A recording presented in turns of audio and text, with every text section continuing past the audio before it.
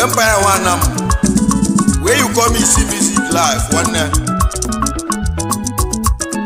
One of women are playing at the hall or Taderian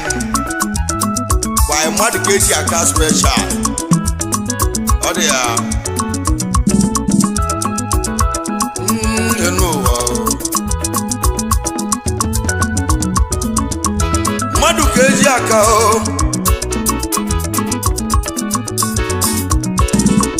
onwelu mmadụ ka onye were ego nu ahịa n'ụwa adị azọ eze azọ n'enu mmadụ bụ chi bi ya n'ụwa mmadụ ka eji aka nụ eze ọmọgodogwu n'enu ụwa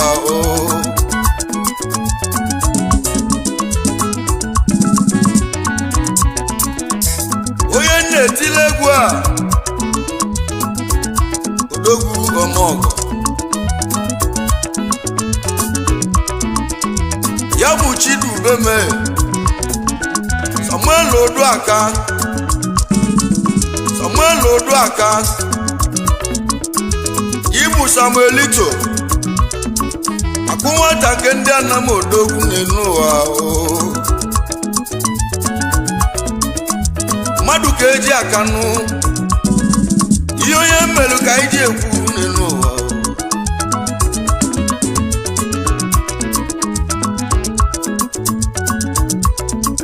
onwelu mmadụ ka onye were ego nụ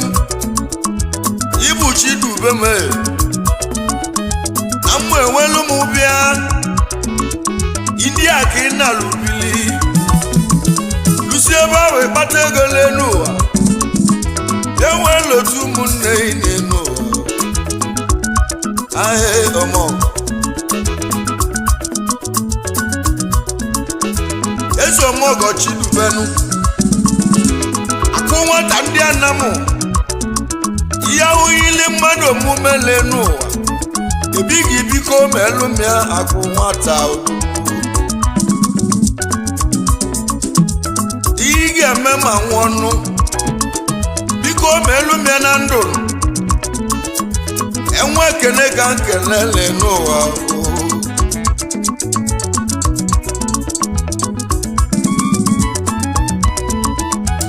ibu Chidubeme eze ọmọgọ odogwu na Anam ike n'obodo oyibo nwanne m a mmadụ ka eji aka n'ụlọ n'ụwa onwelu mmadụ ka onye were ego nụ adị azọ eze azọ onye chimele eze ọbụla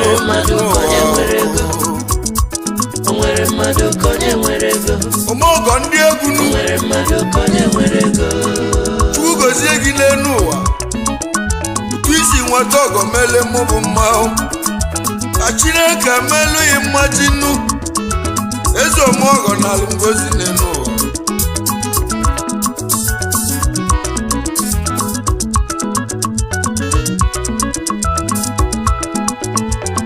Akunwata esi na kelele gị onye kweli obugo onye ụka isi isowa mama na India nwamịata Anam onye kweli obugo odogwu kesi ito nwa mama onye obodo eze nwanne m a ike n'obodo oyibo Akunwata si m kelee n'elu ụwa Mmadu ka eji aka nụ onye gwele obu ugo daalụ ọmọgọ eze ọmọgọ bili nwanne m a ike n'obodo oyibo onye ọma akele m ọgọ na-eme nwoyi Kizito nwa mama ike n'obodo oyibo ọmọgọ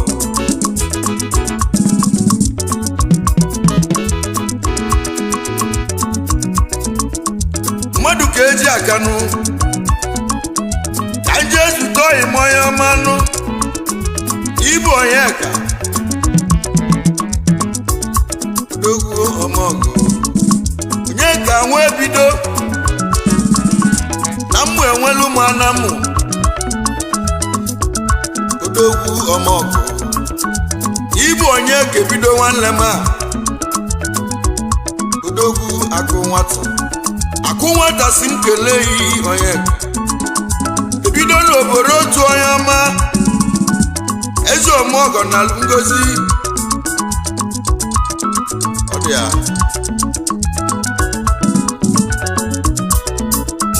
Mmadu Ka Eze Aka ya bụ Samilito isiga nke n'elu gị nụ nke si na-enwe akọ nwa bravo odogwu ike n'obodo oyibo Mmadu Ka Eze Aka n'ụwa owelu mmadụ ka onye were ego nụ eze ọmọgọ odogwu nke si nwa bravo odogwu na India onye obodo eze nwanne m Akunwata si m kelee yi Samilito Mmadu Ka Eze Aka owelu mmadụ ka onye nwere ego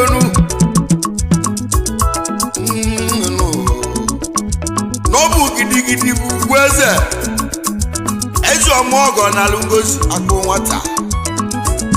Akunwata ndị Samilito ike n'obodo oyibo eze ọmọgọ dalụ nwanne m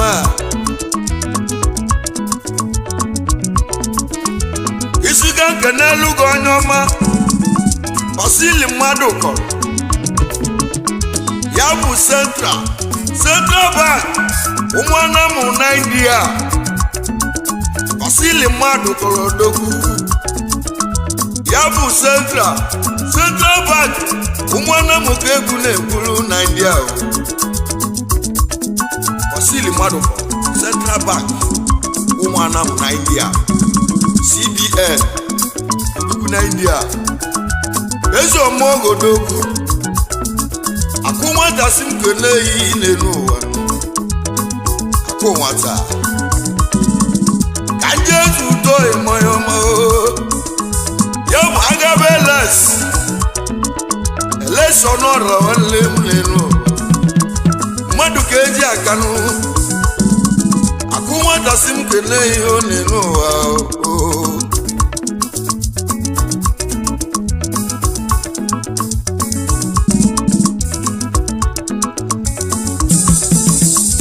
Jesu udo ịmanya ọma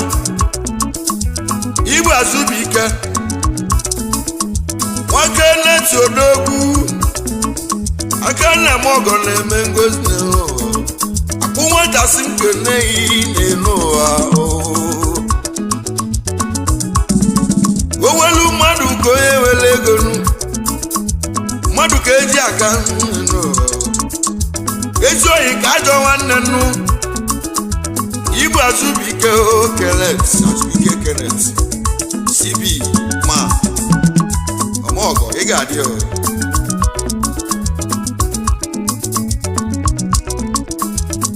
Monde odogwu Monde nwanne kweze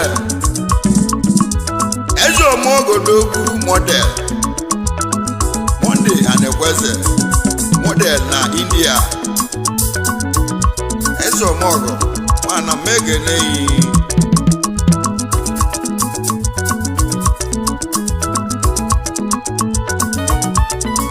Akunwata ndị Igbo odogwu ya bụ Chidube eze ọmọgọ odogwu onye na-egwu elu Unyami onye ahụ ka na-egwu elu n'elu onye nlile gị ya nụ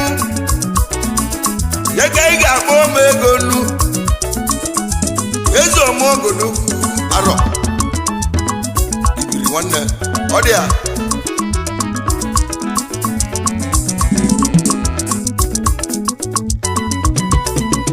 Akunwata ndị Igbo odogwu ọmọgọ ka Jesu udo ịmanya ọma Kenneth ọfọdụ Igbo Igwe reji aka nna m ọgọ na ngozi Akunwata sim kene no ayo Kenneth Ofodile Igwe Range Bekene Nenu ejike nwanne ma Igwe ejike bo Owala ndị Igbo nwanne mu Ya bụ Akunwata odogwu leno Ya si mụ kelee Samilito Ijike Paul Owala ndị Igbo Megene Owelu Mmadu Ka onye wele ego nu Akele m ọgọ daalụ nwanne m Nenu Chinedu Chiedu nwa Igbo akwa enwe ebe ọ dị Egwu ndị ibute Igbo buto Eze ọmọgọ daalụ ọmọgọ Landlord na Delta odogwu Biko kene Tony ọfọ ọmọgọ Mmadu Ka eji aka o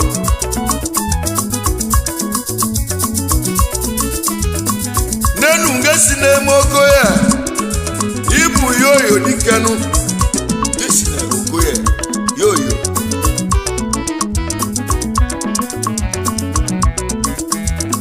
Nenu ngesi na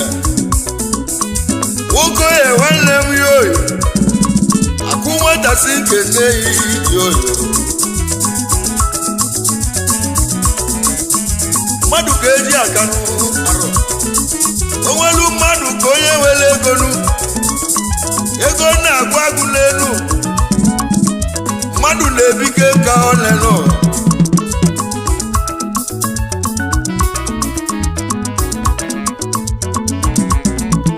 Kenneth Okoye nwanne m Ibu ọnụ nganewa Na mmụ ewelu m bịa Kenneth Okoye nwanne m ọnụ nganewa Kenneth Okoye ọnụ nganewa of Umwem Anam Akunwata sina kene inu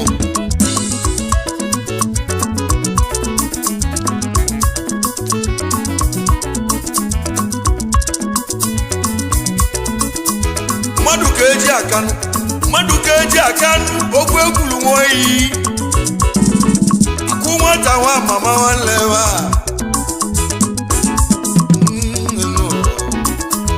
Ụbọchị eke Eke nji abịalụ ya egwu Eke bụ nnukwu ụbọchị Afịa na-azụ azụ bụ eke n'ụwa Arọ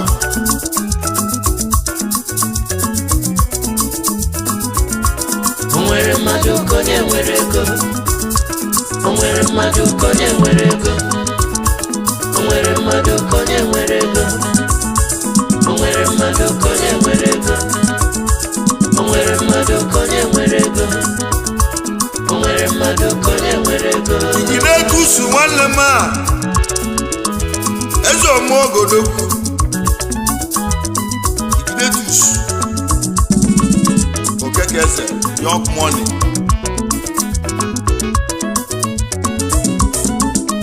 Mmadu Ka eji aka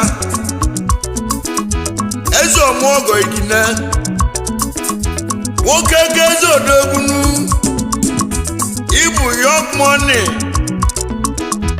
Eze ọmọgọ odogwu arọ Ya bụ Akunwata Ya si mụ kene ine n'ụwa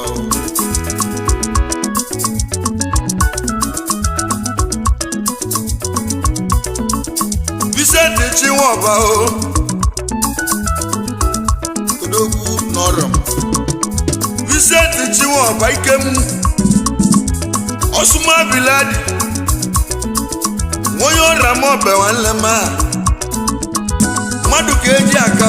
n'ụwa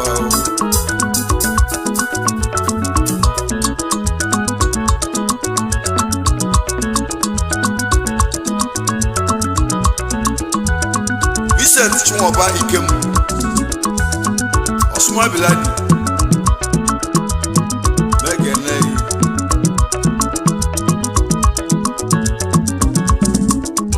Kai Jesu to di n'igba nwefe akanụ do some money odogwu ọmọgọ igbo ife aka do some ike na South Africa mekeneyi Akunwata si na nkeneyi ya bụ odi n'igbo ahụ nwefe aka nwanne m a do some dikenu odogwu na South nwanne m a ya bụ Akunwata ya si mụ kelee ihe n'ụwa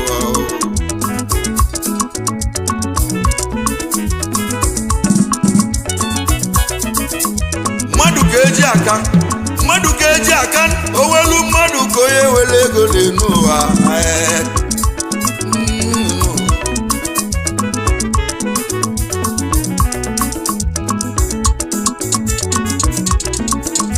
anyị ji ezute oyi onye ọma ibu egbu n'ike mọfọzọ bụ onye ọma eze omeogodogwu egbu n'ike ọfọzọ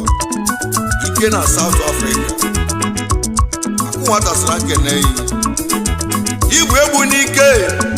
mọfọzọ ọba ike na South Africa Akunwata sị m kelee n'ụwa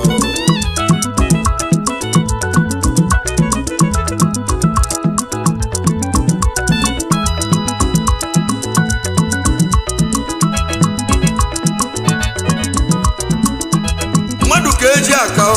arọ onwelu mmadụ ka onye were ego nu adị azụ eze azụ n'ụwa nwanne na isi na ọta adịrị ya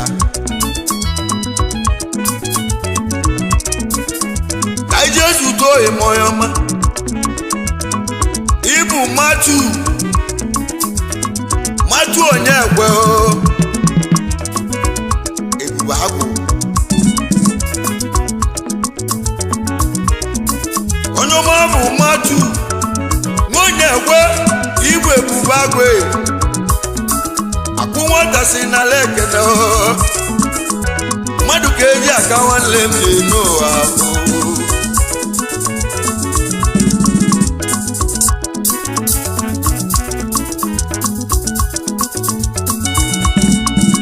Udenna Okongwe ịbụ Rastaman eze omeogodogwu Udenna odogwu ọmọgọ Udenna Okongwo Rasta ka ị na-aza eze omeogodogwu Rasta onwere mmadụ ka onye nwere ego onwere mmadụ ka onye nwere ego onwere mmadụ ka onye nwere ego onwere mmadụ ka onye nwere ego onwere mmadụ ka onye nwere ego n'enu onye onwere mmadụ ka onye nwere ego odogwu ọmọgọ onye buchi oyi ma onye ọma nwoke ego oyi ma onye ọma eze ọmọgọ ịbụ bright man onye buchi okeke the bright man Akunwata sị na nkeneyi onye ọma bụ onye buchi nwoke ego oyi ma onye ọma ọmọgọ Nnamdị Ezeudo odogwu Nnamdị eze ndị Igbo odogwu na Malaysia Mmadu ka eji aka Akunwata ya si mụ kelee Samilito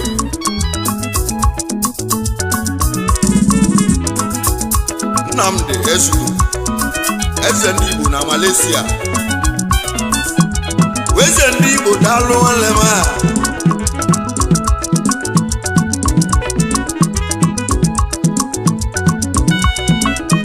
Mmadu ka eji aka polisi ga-egwu na-egwu polisi nwa Meke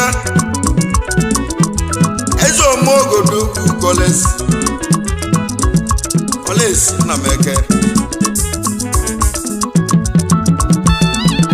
polisi nwa Meke ọmọgọ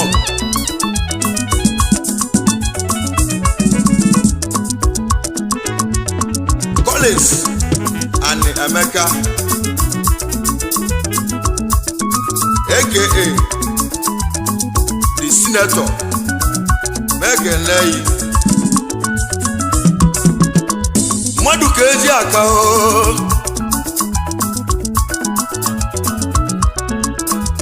Adi azeze azo nínú wa Owelu Mmadu Ka onye wele ego nínú wa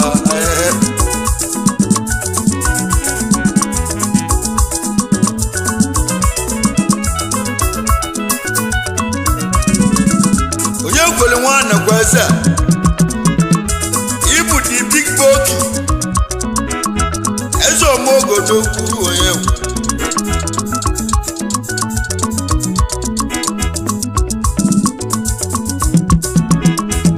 kwe and kweze the big boki Mekenleyi nenu onye kwenu nwanne kweze odogwu ọmọgụ ibu the big boki Akunwata si Nkeneyi Akunwata onye ọma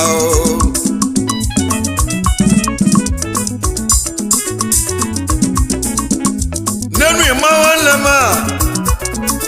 Emmanuel nwanna m eke odogwu ọmọgụ ibu ịma nwanne m onye ọma Akunwata si Nkeneyi ịma nna m eke ndaka ọnụ na ekwulu Igbo na India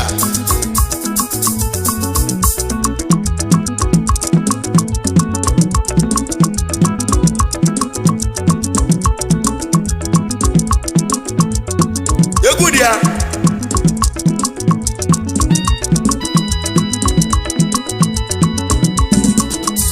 eze ọmọgụ odogwu Akunwata odogwu Akunwata ke ndị Anam odogwu amụ ewelu m Anam eze ọmọgụ ọga n'iru ọmọgụ adị akwụ ya onwere mmadụ ka onye nwere ego onwere mmadụ ka onye nwere ego onwere mmadụ ka onye nwere ego onwere mmadụ ka onye nwere ego onwere mmadụ ka onye nwere ego onwere mmadụ ka onye nwere ego onye ọma bụ Chinedu nwagwalụ onye ọma eze ọmọgụ odogwu Chinedu dagwalụ oti ọwa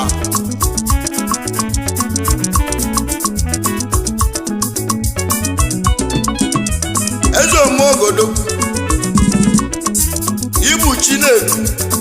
nwagwalụ odogwu ibu oti ọwa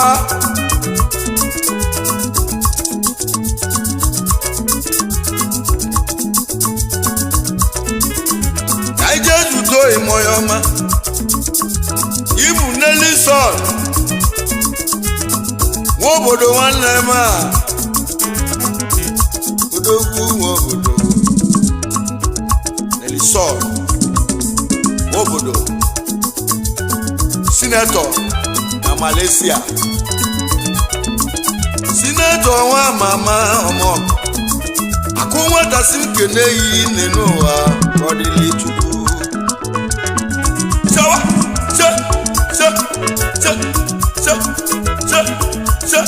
ọdịa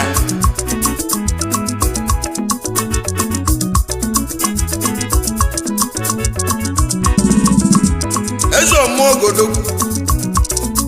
Akunwata ka na-ekwu okwu enu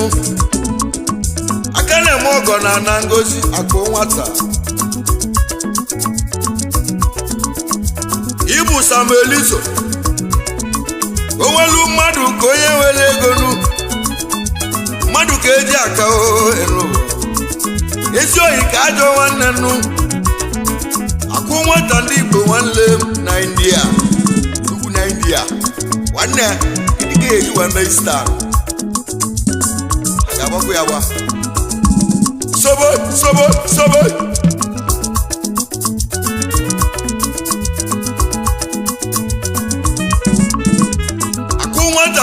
lema mamwe welu manamu Mmadu Ka eji aka enu kanke nelu inu Anam de hoba ezo mogodogwu nam de hoba aka Mola Bekelei Akunwata Samilito Uduaka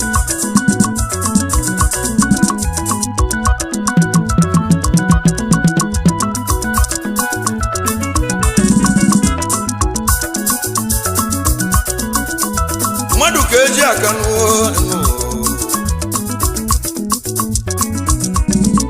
uche na Moses Okoye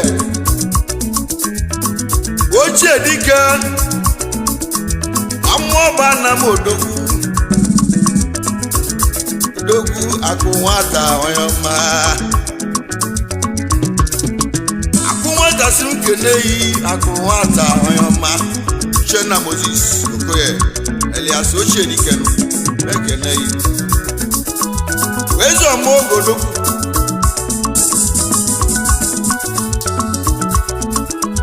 lenu chijo nwa CJ ezo mogodogwu Chijoke CJ man Ogwewu 1 na India Ezinwa 1 na Imo State mekeneyi Akunwata Samilito Uduaka ezo mogo wanlema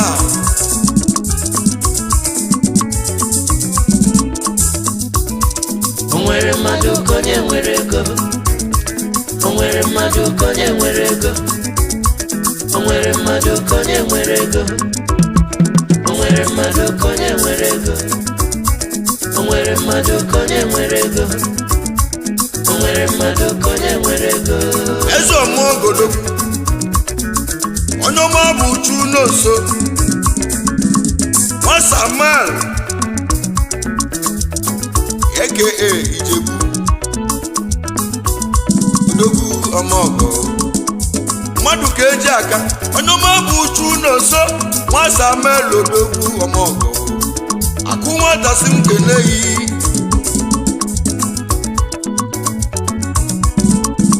Ifeanyi Ọfọdị ezo mogodogwu ọfọ na-adọ ọnụ nwanne m ọfọ ndị Igbo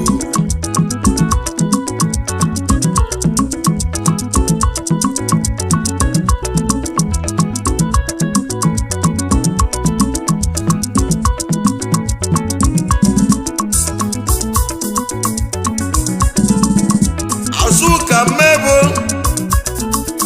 aka nna m ọgọ na-eme oyi Azuka mmebo lenu Azuka onye ọma Azuka mmebo ibu dịka bebu ezo mogo nwanne m Akunwata si nkele inu Mmadu Ka eji aka Akunwata Azuka mmebo dịka bebu kọ ekeneyi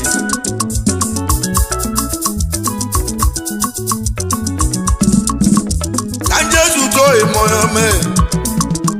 ya bụ Igbo bike nwa Fidelis Igbo akunesi obi ike na mmụ Igbo Anam ebe ahụ ka isi ejenu arụ Igbo bike Fidelis akunesi obi ike mekeneyi Igwe na India Onwere Mmadu Ka onye nwere ego ka ije zuto imoyome obi dike Mmadu Ka onye nwere ego Onwere Mmadu Ka onye nwere ego ịbụ nwoke kenu onye nwere ego akala m ọgọ na-eme gosi n'elu ụwa Onwere Mmadu Ka onye nwere ego ike okeke Onwere nwasa Mmadu Ka